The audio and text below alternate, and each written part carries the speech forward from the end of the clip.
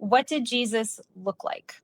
Hi, everybody. My name's Robyn Walsh. I'm a scholar of New Testament and early Christianity and part of Paths in Biblical Studies.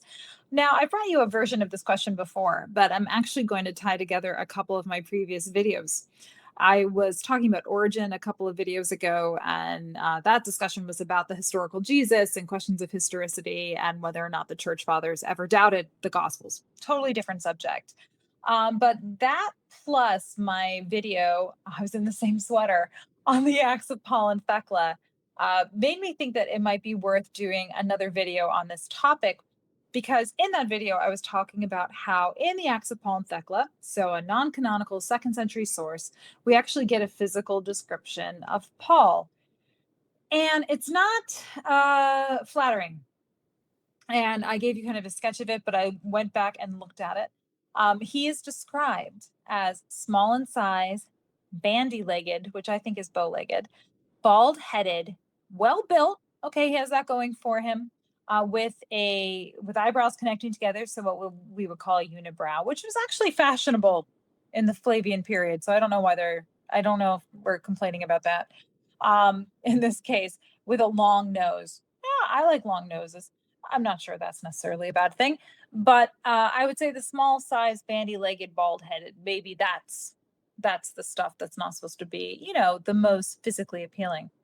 Now, I find that interesting because it kind of reminds me of a description we get of someone else. And I've called up a couple of passages here, so forgive me for looking over here. But that's actually Aesop of Aesop's fables. That is also an ancient hero story. And Aesop is described as having a loathsome aspect. So you have that framework over everything. But pot-bellied, misshapen of head, snub-nosed, swarthy, bandy-legged, another bandy-legged, a word I'm not going to use, but small in size, short-armed, squinty-eyed, liver-lipped, a monstrosity. Okay, so Paul's not quite that bad, but it's still kind of the same vibe. So what does any of this have to do with Jesus? Well, one thing that keeps me up at night is that the Gospels, the canonical Gospels anyway, don't really give us a physical description of Jesus along these lines. You don't have, like he walked he walked into Capernaum with his highlights. I'm trying to think of what would look good.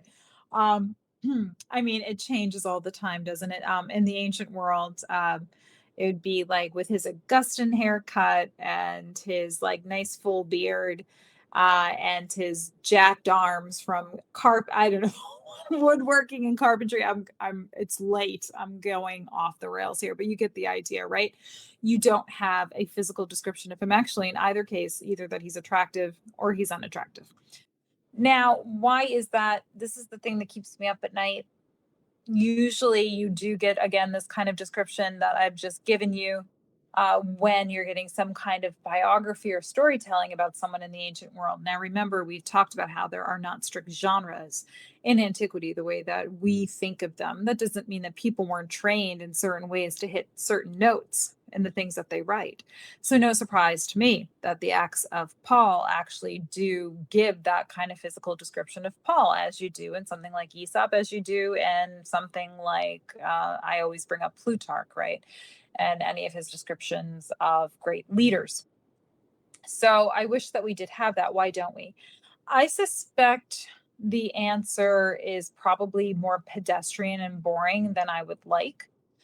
Some theological reason could include something like you're supposed to be listening to what he has to say. You're not supposed to be hung up. And this was kind of the vibe in the Acts of Paul, frankly.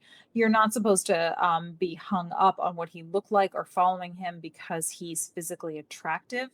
You are supposed to be following him because of his message, because of his teachings, because he's the Messiah. You're supposed to be following him for those reasons.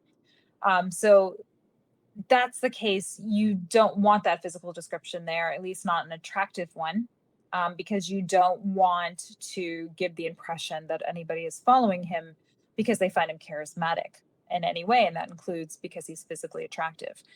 The other thing could be, and this is something that Origen, our friend Origen, brings up, and that's Isaiah 53, 2 through 3. And so I have it here. Now, this is a description of what the Messiah is supposed to look like, or at least the predicted Jewish Messiah. So let me give you the quote. For he grew up before him like a young plant and like a root out of dry ground. He had no form or majesty that we should look at him, nothing in his appearance that we should desire him. He was despised and rejected by others, a man of suffering and acquainted with infirmity.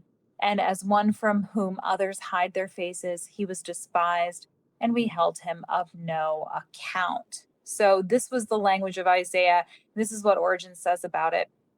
The language of Isaiah runs as follows: who prophesied regarding him that he would come and visit the multitude, not in comeliness, so not attractiveness of form, nor in any surpassing beauty. He has no form nor glory, and we beheld him, and he had no form nor beauty, but his form was without honor and inferior to the sons of men.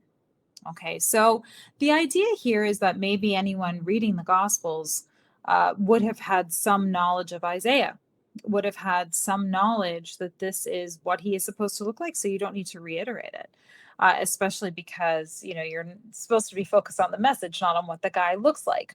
Now, combine this with the idea that it's the risen Jesus, and this comes from Paul, who's more important, that we're concerned about the risen Jesus in his spiritual body, which would have been perfected, not in his mortal form. In that case, why would you want a description of a mortal form that is inferior, right? You don't need that description because you're really focused ultimately on the crucifixion, the resurrection, the sacrifice, and his return and his defeat of death through the resurrection. And so it's that body that would have been of more interest. It's also that body that, you get a little bit more of a physicality to it, ironically, in some post-resurrection appearances. So that's kind of where I land on this question, although I think it's one of those things I'll be thinking about for the rest of my career. But I wanted to point out those passages because I do think that they are compelling. Look back at some of my other videos if you want to hear about some early Christian art and how they treat the question of what Jesus looks like. But I also just gave an interview for the Bible and Archaeology podcast. And so we'll link to that here as well, about a recent article I wrote on Jesus's appearance and his depiction in early Christian art.